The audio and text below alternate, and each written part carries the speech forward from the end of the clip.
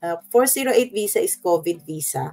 So, ang direction dyan, if you can remember, nung September ay sinasabi na magsasara na yung 408 visa para doon sa mga wala pang 408. Pero magko-continue siya para doon sa holder na ng 408 visa, which will be up until 31 of January 2024.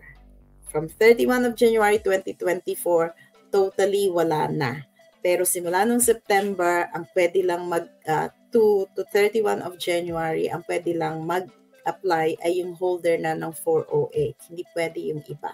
So ngayon, ang tanong doon, kung magko-close ng 31 of January 2024, yung COVID visa, tapos mag-e-expire yung visa mo sa 27th of February, pwede ka pa bang mag-apply? Sakop ka pa ba ng application?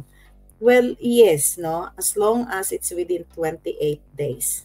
So, 28 days ang kailangan bago ka maging eligible.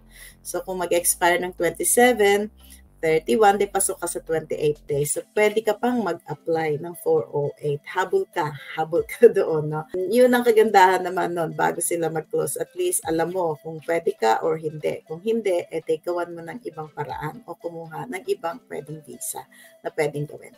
Okay? So, I hope that's clear para dun sa mga naguguluhan or nako-confuse. So,